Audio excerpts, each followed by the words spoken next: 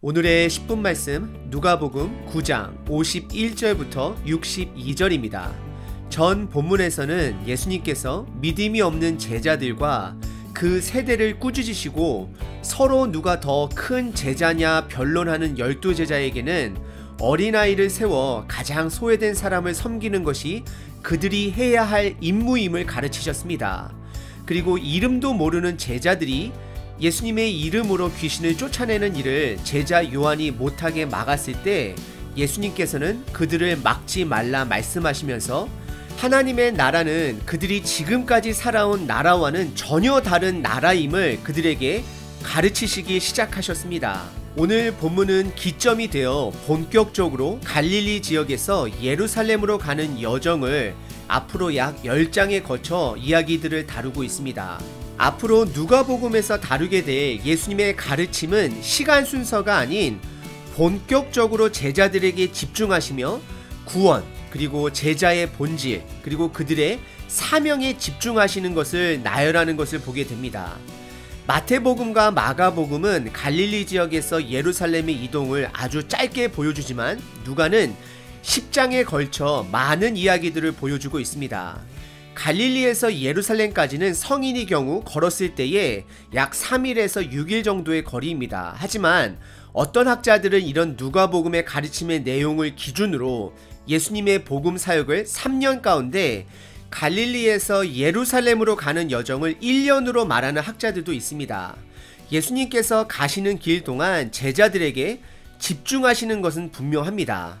이것은 우리들로 하여금 복음의 길이 무엇인지 예수님이 제자들을 향한 가르침을 통해 돌아보게 합니다. 누가복음에서 예수님이 침례 요한에게 침례를 받으시고 본격적으로 사역을 시작할 때 나사렛이라는 동네에서 배척을 받으셨습니다. 그리고 오늘 본문도 예루살렘으로 본격적으로 가는 길 가운데 첫 번째 도시인 사마리아 지역에서 동일하게 배척을 받습니다. 그리고 예수님께서 도착하시게 될 최종적인 목적지 예루살렘에서도 결국에는 배척을 받으시고 죽게 되시는 내용을 성경은 담고 있습니다. 어찌 보면 예수님께서는 배척받기 위해 이 땅에 오셨습니다. 그 말뜻은 우리의 죄를 위해서 죽으러 오셨습니다. 복음을 이루기 위해서 오셨습니다. 그분의 죽음으로 인해 우리가 생명을 얻었습니다. 배척, 고난, 죽음 없이는 부활도 없고 회복도 없습니다. 그러기에 예수님께서는 이 부분을 예루살렘 여정 가운데 제자들에게 집중적으로 배척의 의미, 고난의 의미, 죽음의 의미를 가르치십니다. 믿음의 사람은 복음을 향해 가면서 배척과 고난에 익숙해져야 합니다. 그리고 배척과 고난에 익숙해지기 위해서는 우리 삶에 복음의 우선순위가 정확하게 먼저 세워져 있어야 합니다. 내 삶의 우선순위가 흔들리게 되면 내 삶은 편해질 수 있습니다. 주변 사람들과 세상 문화에 타협하고 지내면 오히려 인간관계는 두루뭉실하게 지낼 수 있습니다. 하지만 우리 삶의 방향은 주변 사람들과 두루뭉실하게 지내는 것이 목적이 아닙니다. 복음을 끝까지 이루어 가는 것이 목적입니다. 믿음의 생활을 하다 보면 두 갈림길을 가게 됩니다. 하나는 복음과 세상 사이에서 하나씩 타협하며 결국 편안한 삶을 선택하는 삶을 살게 됩니다. 그리고 그 편안한 삶은 결국 개구리가 뜨거운 물에서 천천히 죽어가는 것처럼 우리를 병들게 하고 죽게 합니다. 하지만 또 다른 길은 복음의 우선순위를 두며 비록 주변 사람들과 세상 가운데서 불편하게 되고 긴장감이 있는 삶을 살게 됩니다. 그럴지라도 하나님 아버지와의 관계를 우선순위하며 살아가야 되는 것이 믿음의 사람의 자세입니다. 평안한 삶을 싫어하는 사람은 아무도 없습니다. 단 복음이 흔들려서는 안 되는 것입니다. 복음대로 살다 보면 어쩔 수 없이 우리가 감당해야 하는 불편함, 고난, 배척의 삶이 있습니다. 오늘서부터는 본격적으로 시작되는 예루살렘 여정이 저와 여러분들에게도 내가 믿는 그 복음의 삶을 점검해보는 여정이 되시길 바랍니다. 오늘 본문은 두 가지 이야기를 담고 있습니다. 첫 번째는 예수님께서 사마리아 지역에서 배척을 당하십니다. 그리고 두 번째는 예루살렘으로 가는 길에 많은 제자들이 예수님을 따라가길 원합니다. 하지만 예수님은 그들에게 예수님을 따라가는 것이 무슨 뜻인지 정확하게 그리고 직설적으로 세상과 타협하지 않고 가르치십니다. 첫 번째 이야기는 51절서부터 56절에 예수님께서 사마리아 지역에서 배척을 받는 내용입니다. 51절에 예수님께서는 승천하실 기약이 차가매라고 성경은 표현합니다. 이것은 예수님의 고난, 죽음, 부활, 그리고 승천을 이루는 날이 가까워지고 있음을 말하고 있습니다. 그래서 예수님께서는 예루살렘으로 올라가기로 굳게 결심했다라고 51절의 성경은 말합니다. 이것은 예수님의 두 가지 결단을 우리에게 간접적으로 보여주고 있습니다. 첫 번째는 본인의 고난과 죽음을 준비하고 계십니다. 그리고 두 번째는 얼마 남지 않은 시간에서 제자들에게 집중할 결단을 보여주고 있습니다. 52절에 예수님께서는 제자들을 먼저 사마리아 땅으로 보내셨습니다. 이것은 예수님과 함께 가는 수많은 제자들의 행렬들이 먹고 쉴 수 있는 공간을 알아보는 것이고 복음을 받아들일 도시인지 알아보는 것입니다. 하지만 53절에 사마리아인들이 예수님과 그 무리들이 그곳에 지나가는 것을 허락하지 아니합니다. 사마리아인들은 혼혈 민족으로 유대인들에게 있어서는 부정한 사람들이고 부정한 지역이었습니다. 그래서 오랜 역사 가운데 이스라엘 사람과 사마리아 사람들 사이에서는 일본과 한국처럼 긴장감이 흐르는 사이입니다. 사마리아인들이 지나가는 것을 허락하지 않은 이유는 이들의 목적지가 예루살렘으로 향하는 것임을 이들이 알았기 때문에 허락하지 아니하였다라고 말하는 것입니다. 결국 사마리아인들은 인간적인 감정 때문에 복음을 듣지 못하게 되는 것입니다. 하지만 이런 이들의 배척을 괘씸하게 여긴 두 제자가 야고보와 요한이 예수님께 54절에 엘리야가 하늘에서 불을 내려 제단을 태워버린 것처럼 주여 우리가 불을 명하여 하늘로부터 내려 저들을 멸하라 하기를 원하시나이까? 라고 간접적으로 물어봅니다. 이들의 질문은 참 묘한 질문입니다. 본인들은 그런 불을 내릴 권능이나 능력이 없습니다. 하지만 이들은 심판의 불을 내리는 것이 당연한 것처럼 예수님께 물어봅니다. 결국 이들은 불로 그들을 심판하기를 원했던 것입니다. 이 두 제자들의 심판에는 복음과 구원이 빠진 지역 감정이 섞인 그리고 우월성에서 나온 심판인 것입니다. 감히 예수님과 함께하는 본인들의 그룹을 영접하지 않았기 때문에 세상에서 하는 심판, 강자가 약자에게 내리는 심판인 마음을 품었던 것입니다. 예수님은 아직 복음을 온전히 이해하지 못하는 이 두 제자를 55절에 꾸짖으십니다. 이것은 그들의 마음이 분명히 잘못되었음을 성경은 지적합니다. 그리고 56절에 다른 마을로 다시 들어가시게 됩니다. 복음에는 구원과 심판이 동시에 함께 있습니다. 예를 들어 예수님의 죽음, 예수님의 부활, 이거는 우리들의 심판과 구원을 동시에 이야기하고 있는 것입니다.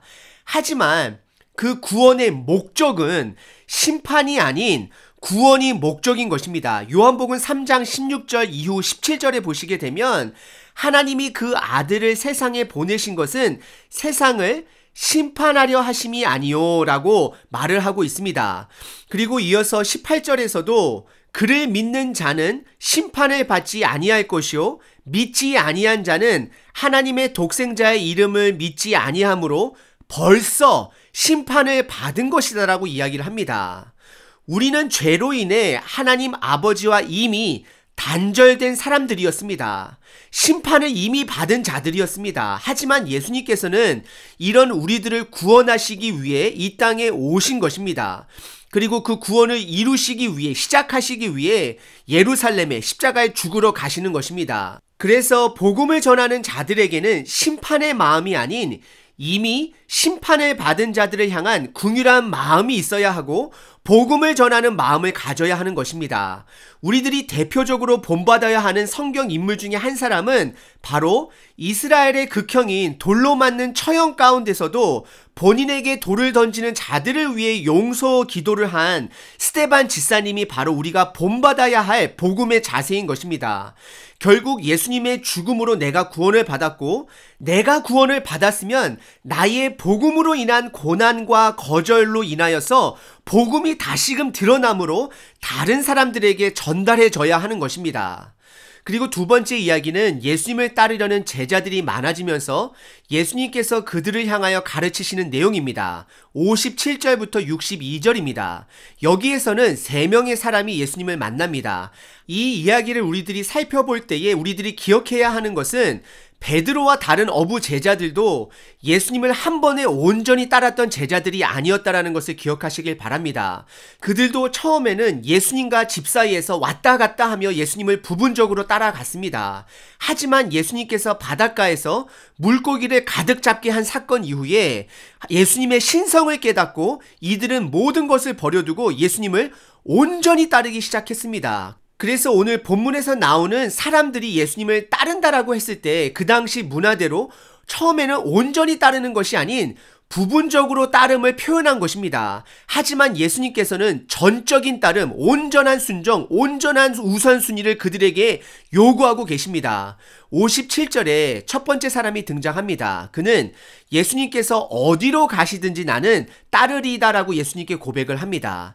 하지만 예수님은 그에게 여우와 공중의 새를 비유를 드시며 그들은 굴과 하늘이 있지만 예수님은 이 땅에 집이 없음을 그들에게 그리고 우리에게 가르쳐 주십니다. 이것은 크게 두 가지로 받아들일 수 있습니다. 첫 번째는 복음의 길은 예수님을 따라간다라는 것은 가난과 불편함을 감수해야 한다라는 것입니다. 여러분들 캠핑을 싫어하시는 분들이 왜 그 캠핑을 싫어할까요? 집처럼 씻지 못하고 편하지 못하기 때문입니다. 예수님을 따른다라는 것은 편한 길이 아니라 안락한 길이 아니라 고난의 길인 것을 말하고 있습니다. 그리고 두 번째는 예수님께서는 이 땅에 집이 없다라는 것을 말하고 있습니다. 이 땅에 목적을 두지 않고 하늘나라에 목적을 두고 하늘나라에 집을 두고 사는 자라고 이야기하는 것입니다. 그러면 이것은 무슨 뜻이냐면 예수님을 따르기 위해서는 우리들도 이 땅에 목적을 두고 사는 자들이 아니라 하늘나라에 목적을 두고 하늘나라에 집을 두고 살아야 하는 것을 말하고 있습니다. 그리고 59절에서는 두 번째 사람이 등장합니다. 이번에는 예수님께서 그를 선택하여 부르십니다. 이것을 보게 되면 예수님께서 12제자를 선택하는 과정에서 어떤 이들은 예수님의 부르심을 받았지만 그 부르심에 반응하지 못한 제자가 있었지 않았을까, 이러한 추측도 한번 해보게 됩니다. 이 두 번째 사람은 예수님의 부르심 앞에 아버지의 장례를 먼저 마치고 따라가겠다라고 반응을 합니다. 너무나도 당연한 표현입니다. 하지만 예수님께서는 60절에 죽은 자들로 자기의 죽은 자들을 장사하게 하라 말씀하십니다. 이것은 세상의 우선순위와 하늘나라 우선순위 중 하나님 나라의 우선순위를 먼저 두어야 함을 지금 가르치고 있습니다. 믿음의 사람들은 세상의 예의나 문화를 우선순위 두는 자들이 아니라 하늘나라의 우선순위를 두어야 함을 말하고 있는 것입니다. 이것은 우리들로 하여금 부모님의 장례를 치르지 말아야 하는 것을 말하는 것이 아닙니다. 우리 삶 속에서 세상의 우선순위와 하늘나라 우선순위가 부딪혔을 때 우리는 마땅히 하나님의 나라의 것을 선택해야 함을 가르치고 있는 것입니다. 그리고 마지막 세 번째 사람은 61절에 첫 번째 사람과 같이 주님을 따르겠다라고 말을 합니다. 하지만 그는 가족과 인사를 하고 오겠다라고 말을 합니다. 어찌 보면 당연한 것입니다. 하지만 예수님께서는 62절에 손에 쟁기를 잡고 뒤를 돌아보는 자는 하나님 나라에 합당하지 않는다라고 그를 가르치십니다. 하나님의 일을 하는데 자꾸 뒤를 보게 되면 그 밭의 고랑을 반듯하게 내지 못함을 말하고 있는 것입니다. 이것은 집중력이 있어야 함을 말하는 것입니다. 두 가지 마음을 품어서는 안 된다라는 것을 말하고 있습니다. 오늘 본문에서 예수님께서 사마리아 땅에 복음을 전하고자 했지만 그들은 지역적인 감정으로 예수님의 무리를 받아들이지 아니했고 야고보와 요한 또한 감정적으로 우월한 감정으로 사마리아인들을 불로 심판하기를 원했습니다.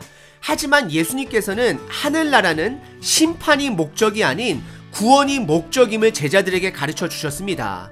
그리고 3명의 사람들을 통해 예수님을 따른다라는 것은 안락한 길이 아닌 고난의 길이 될 것을 가르치셨고, 두 번째는 우선순위 문제라는 것을 가르치셨습니다. 그리고 마지막 세 번째는 두 마음을 품어서는 안 된다라는 것을 강하게 가르치셨습니다. 결국 이 세 가지는 세상과 타협하지 않는 복음의 삶, 구별된 삶을 예수님께서 그들에게 요구하시는 것입니다. 우리들에게 요구하시는 것입니다. 우리는 구원을 받기 위해 이런 구별된 삶을 살아가는 자들이 아닙니다. 이미 받은 구원이 감사하여 그 구별된 삶을 살아가는 것입니다. 그리고 우리들의 구별된 삶은 복음을 드러나게 합니다. 누군가가 우리들에게 그 구별된 삶으로 복음을 전해준 것처럼 우리들의 구별된 삶으로 다른 사람들에게 복음을 드러내야 하는 것입니다. 오늘 하루 복음의 우선순위를 두시고 사시되 세상의 안락한 길과 복음의 불편한 길을 만나시게 되고 부딪히시게 되시면 과감하게 그 복된 불편한 길을 선택하는 것을 연습하시는 하루 되시길 축원드립니다.